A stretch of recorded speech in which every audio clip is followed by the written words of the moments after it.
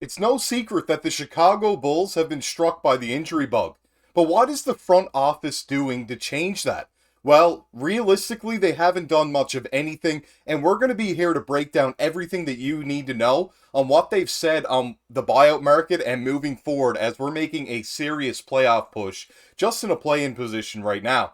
I'm your host, Joey Mercer. This is another episode of Bulls Digest. And before we get into it there today, I just want to say that about 80% of you that watch these videos are not subscribed to the channel. So if you aren't already subscribed, make sure to go down below, hit that subscribe button, turn on the bell for notifications, and every single time we upload, you will be updated so that we can keep you up to date with your Chicago Bulls and our takes on them. So without further ado, let's get in the topic at hand there today, and that is Bulls not making changes.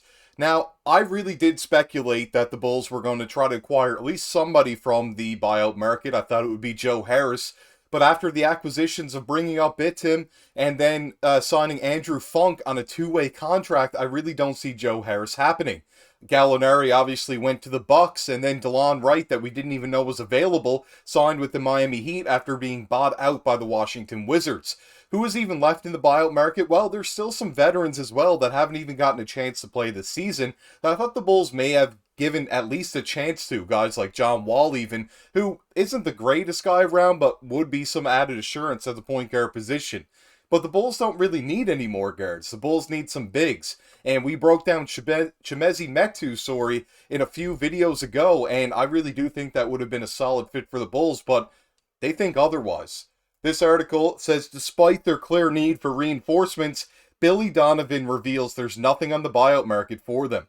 The Bulls can't expect any reinforcements anytime soon, and this article is by Stephen Beslick, of course, from Sports Illustrated.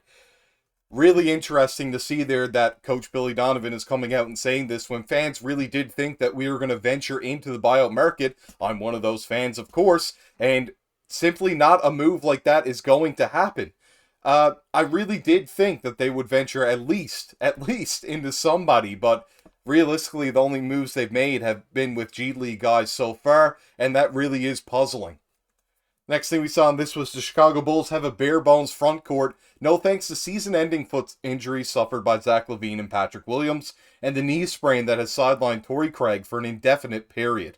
With the trade deadline coming and going earlier this month, and Chicago not making a deal, the Bulls' last chance at adding warm bodies to their roster rests on the buyout market. But according to head coach Billy Donovan, there's nothing available for them now. In an interview with reporters, Donovan stated he had spoken to the team's chief basketball executive, Arturas Karnisovas, but he had not heard of any potential buyout candidates that could help strengthen their front court. Now, we've heard recently the Chicago Bulls actually tweeted out saying, "In AK we trust." Well, it's hard to really trust them right now after no moves made at the trade deadline, no interest in the buyout market, and no real future plans or goals that really are set in stone for the Chicago Bulls. We're kind of just hovering wherever we may sit after each game right now, whereas definitely not a place that you want to be as a franchise in this league. Next thing we saw was there just isn't anything there. Donovan revealed that as much as they needed a player to compensate for Craig's absence, the team cannot just bring anyone on board. They need someone who can fit into their system and contribute right away. Where there's stuff that is real or active, generally we'll speak about it, Donovan said. But right now, there's nothing there. I'm sure Arturas and our general manager, Marc Eversley, are diving into a bunch of stuff, and they're probably looking at what makes sense and what doesn't make sense.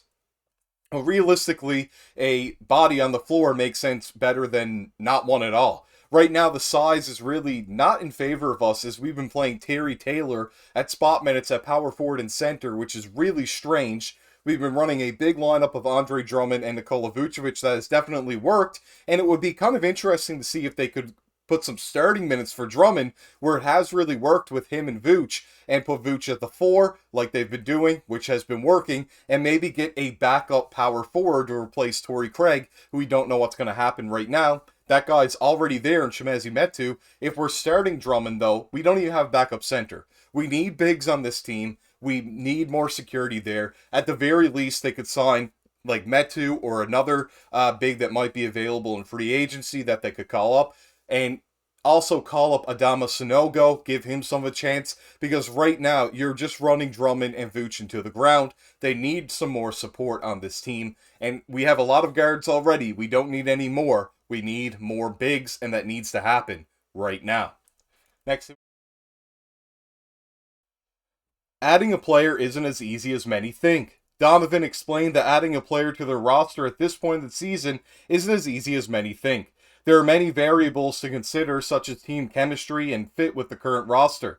As desperate as the Bulls are to add a warm body to help with their injury woes, they're still being very cautious in making any decisions. Certainly for us, with Torrey being out and Patrick being out, you're probably looking a little bit more for a specific role or position to fill a need for our team.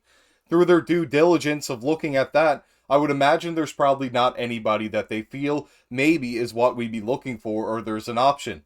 But it's not like we've talked about a litany of guys to call or speak to or look at Donovan shared. And that is definitely interesting, to say the least, to see that they really don't think there's anybody out there. I'm sure there has to be somebody. I can't think of off the top of my head anybody besides Metu that would fit the positioning, but we also have Sanogo down in the G League. Henry Drell is 6'9", and you could try him at the power forward position. It might not be the greatest idea in the world, but a body out there that is, fresh is a lot better than having to play some of these guys 40-plus minutes a night. DeRozan is not getting any younger, and you're playing with a ticking time bomb, in my opinion, if you're playing a guy that's getting older and older, 40-plus minutes a night. He may love the playing time, and it's great to see that he loves the attention, loves to be out there on the court, loves the ball in his hands, but at the same time, you're really risking an injury when you could simply fix this. You can see here, if we look at the Bulls roster, that height really is an issue when it comes to our front court.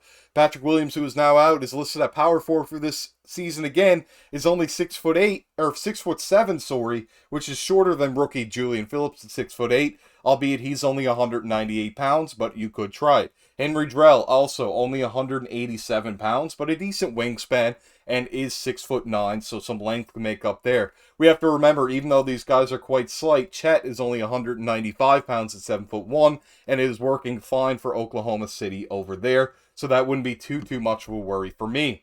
Nikola Vucevic and Drummond are the only centers listed on the roster, but I do believe Sanogo is definitely capable of playing the position. He is a very, very good rebounder from what I can tell from his G League stats. He can also score down low the post, but is not able to stretch the floor, so you wouldn't want to run him and Drummond together. But Vooch is able to stretch the floor as long as it's not from the top of the break. He is consistent from both corners, and he needs more touches there.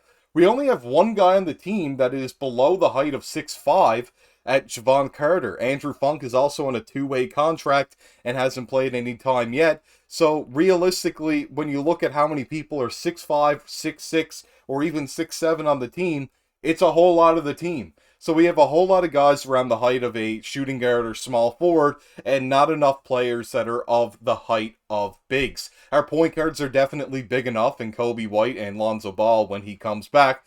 Sumu plays minutes at point as well, and we have Jevon Carter, who is 6'1", but a very, very good defender, and the only guy below the height of 6'5" on the entire team. We have a lot of players at the exact same height, which is an issue that the Toronto Raptors ran into just a season and 2 seasons ago. They've made some moves, so why can't the Bulls? I hope that this team really sits down and thinks about things, makes some moves quickly before we get into too much trouble. We could get some more injury trouble if we continue to play players too many minutes. I hope Donovan really understands that. I hope AK understands that. I hope Marc Eversley understands that. And hopefully we can make some adjustments in the offseason, if not right now. This has been your host, Joey Mercer. I hope you enjoyed the episode there today. If you did, go down below, hit that like button, comment on the video. I want to hear from all you guys. Subscribe to the channel, and see you all in the next one. Sign out.